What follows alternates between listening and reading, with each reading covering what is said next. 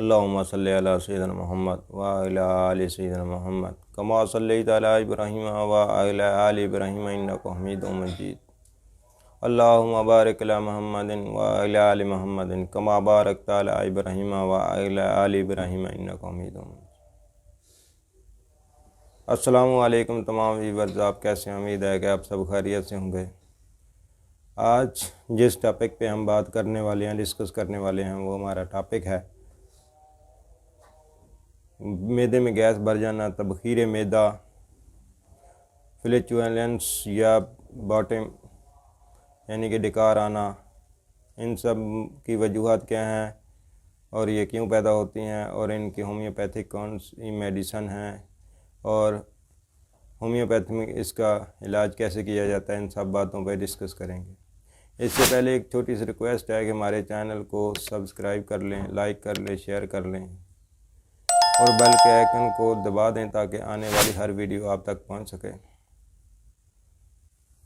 آئیے ہم اپنے ٹاپک کی طرف چلتے ہیں، ویڈیو کی طرف چلتے ہیں۔ تبخیر معدہ کیا ہوتا ہے؟ نفخ شکم بھی اسے کہتے ہیں، اور یہ معدہ بھی کہتے ہیں، اور بلاٹنگ بھی کہتے ہیں، ڈکار آنا یا فلیچولنس بھی اس کو بولا جاتا ہے۔ معدے میں گیس کیسے پیدا ہوتی ہے، کیوں پیدا ہوتی ہے، کس وجہ سے پیدا ہوتی ہے؟ اس کی بہت ساری وجہ ہیں۔ سب سے پہلی وجہ یہ دیکھی جاتی ہے کہ کچھ پیشنٹ کھانے کو بغیر چبائے جلدی سے نگلتے ہیں جلد بازی میں، جس کی وجہ سے وہ ہو سکتا ہے کہ لقمے بڑے ہونے کی وجہ سے یا خوراک کے ثابت ٹکڑے ہونے کی وجہ سے بھی معدہ ڈسٹرب ہوتا ہے، اور ساتھ گیس جاتی ہے، جو ہوا جاتی ہے جو گیس کی صورت اختیار کر لیتی ہے، اور معدے کو اس طرح بڑے بڑے ٹکڑوں کو ہضم کرنا بھی بہت مشکل ہو جاتا ہے، توڑنا بھی بہت مشکل ہوتا ہے، جس کی وجہ سے معدہ ڈسٹرب ہو کے تھک جاتا ہے، آرام کی حالت میں چلا جاتا ہے، اور یہ خوراک ہضم نہیں ہو پاتی، یعنی بریک نہیں ہو پاتی، تو اس طرح معدہ ڈسٹرب ہو کے گیس کی شکایت، تبخیر معدہ کی شکایت پیدا کر دیتا ہے، علامات پیدا ہونے لگ جاتی ہیں۔ اور اس کے بعد کولڈ ڈرنک وغیرہ، واٹر سوڈا والی بوتلیں ہیں جن میں گیس ہوتی ہے، اور وہ اوپر سے ہاضمے کے لیے پی جاتی ہیں، حالانکہ ان میں خود گیس ہوتی ہے اور یہ گیس پیدا کر دیتی ہیں۔ اور مسلسل یہ بوتلوں کے استعمال سے، کیونکہ ان میں ایسی تیزابیت والی اشیاء ڈالی جاتی ہیں، کیمیکل ڈالے جاتے ہیں، جس کی وجہ سے معدہ ڈسٹرب ہو کے اپنے فعال کو سست روی کا شکار ہو جاتا ہے، اور گیس اور تبخیر معدہ اور ڈکار وغیرہ آنا شروع ہو جاتے ہیں، اور ڈکار آنے سے بھی مکمل صحت یابی نہیں ہوتی۔ اس کے بعد ہماری جو بڑی وجہ ہے وہ ہے ناقص خوراک کا کھانا، یا ایسی غذائیں کھانا جو معدے پہ بھاری پڑتی ہیں، اور ہیوی فیٹس وغیرہ، فاسٹ فوڈ وغیرہ ہوتی ہیں، وہ مسلسل اس کے استعمال سے بھی تبخیر معدہ میں چلا جاتا ہے۔ اس کے علاوہ یہ بھی دیکھا گیا ہے کہ کچھ لوگ کھانے کے بعد فوراً لیٹ جاتے ہیں اور ہضم ہوئے سو جاتے ہیں، اور معدہ بھی ان کے ساتھ ہی ریسٹ میں چلا جاتا ہے، اور ابھی وہ خوراک ہضم نہیں ہوئی ہوتی، اور اس طرح بار بار روٹین میں معدہ تھک جاتا ہے اور وہ بالکل کام کرنا چھوڑ دیتا ہے، اور تھوڑی سی غذا کھانے سے بھی معدے میں گیس بننا شروع ہو جاتی ہے، اور وہ خوراک بجائے ہضم ہونے کے الٹا گیس بن جاتی ہے، جو شاید نہ خارج ہوتی ہے، نہ ڈکار وغیرہ آتے ہیں، جس کی وجہ سے مریض پرابلم میں چلا جاتا ہے۔ ایک بڑی وجہ یہ بھی ہے کہ غم یا صدمے کی وجہ سے کچھ مریض معدے کا شکار ہو جاتے ہیں، جس کی وجہ سے وہ معدے میں دماغ ڈسٹرب ہونے کی وجہ سے بھوک نہیں لگتی، اور بار بار بھوک نہ لگنے کی وجہ سے، کھانا نہ کھانے کی وجہ سے کچھ دنوں بعد معدہ خود ہی تھوڑی سی خوراک سے 1-2 لقموں سے بھر جاتا ہے، ایسے محسوس ہوتا ہے کہ بھر گیا ہے اور بھوک نہیں لگتی، اور معدہ گیس بنانا شروع کر دیتا ہے، یعنی معدے میں گیس بننا شروع ہو جاتی ہے، اور وہ دماغی طور پر مزید ڈسٹربنس کا سبب بنتی ہے۔ یہ صدمے کی حالت میں بھی ہو سکتا ہے کہ آپ کو ایسی گیس کی شکایت ہو جاتی ہے اور پیٹ پھول جاتا ہے اور ایسے لگتا ہے کہ پیٹ میں بہت زیادہ کھا لیا ہے اور پیٹ پھول گیا ہے، پسلیوں کی جگہ پہ تنگ ہو جاتا ہے اور توند وغیرہ بڑھ جاتی ہے۔ اکثر مریضوں کے ساتھ ایسا بھی ہوتا ہے۔ کچھ مریض ایسے ہوتے ہیں جو ہیوی ویٹ ہونے کی وجہ سے ان کی چربی بڑھ جاتی ہے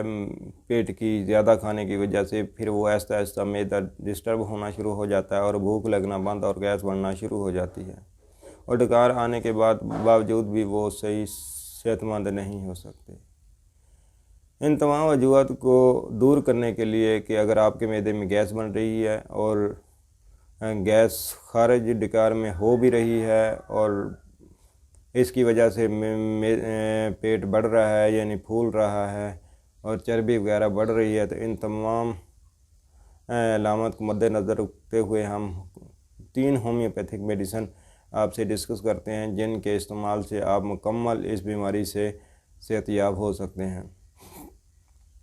معدے میں گیس بننے کی ایک بڑی وجوہات یہ بھی ہوتی ہے کہ بار بار نزلہ زکام کا اٹیک ہونے سے بھی گیس بننا شروع ہو جاتی ہے، کیونکہ گیس بننے سے دماغ کو ایک ایسا دھواں سا اٹھتا ہے جو دماغ پہ اٹیک کرتا ہے، وہ اس کے بدلے میں پانی یا ریشہ وغیرہ چھوڑتا ہے جو بار بار نزلہ زکام وغیرہ ہونا شروع ہو جاتا ہے۔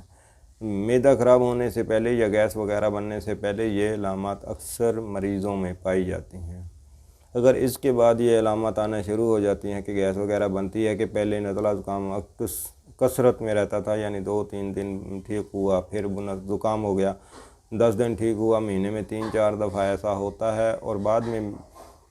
معدہ خراب ہونا شروع ہوا یا پیٹ خراب ہونا شروع ہوا یعنی گیس وغیرہ بننی شروع ہوئی، تو اس کے لیے یہ میڈیسن بہت زبردست ہے۔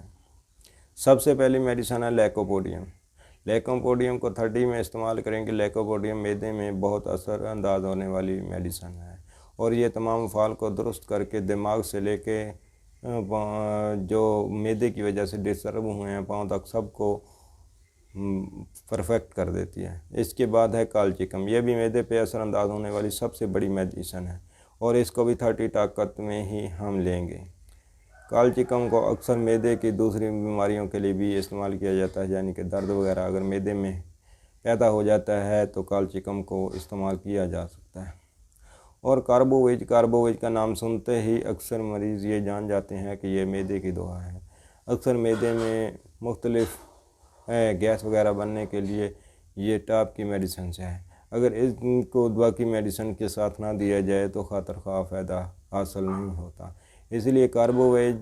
کو ہم 30 طاقت میں استعمال کریں گے۔ ان تینوں میڈیسن کاربوویج، لیکوپوڈیم اور کالچیکم کو ہم 30 طاقت میں استعمال کریں گے۔ ان تینوں میڈیسن کو لے کے، یہ قطروں میں ہوتی ہیں، 10-10 ml لے کے ایک ڈراپر میں یا ایک قطروں والی شیشی میں 30 ml لے کے اس کو اچھی طرح مکس کر لیں گے، اور 3 قطرے صبح دوپہر شام، اگر آپ کھانے سے پہلے لے لیں تو تب بھی بہتر ہے، اگر کھانے کے بعد لے لیں تو تب بھی بہتر ہے۔ سب سے زیادہ فائدہ یہی ہوگا کہ آپ اس میڈیسن کو کھانے سے پہلے لے لیں، تاکہ جو معدے میں ڈسٹربنس ہے، وہ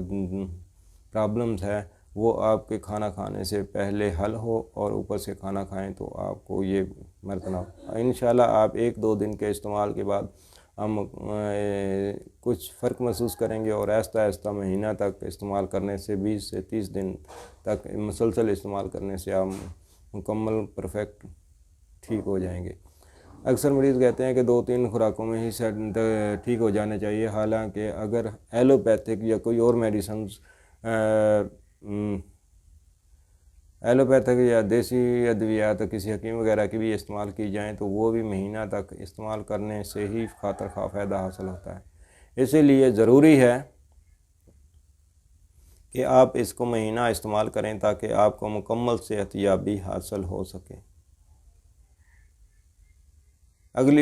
ہمیں اجازت دیجیے، ہم انشاءاللہ اگلی ویڈیو میں پھر ملیں گے۔ ہمیں اپنی دعاؤں میں یاد رکھیے۔ اللہ تعالیٰ سب کو شفائے کاملہ عطا فرمائے۔ السلام علیکم ورحمۃ اللہ وبرکاتہ۔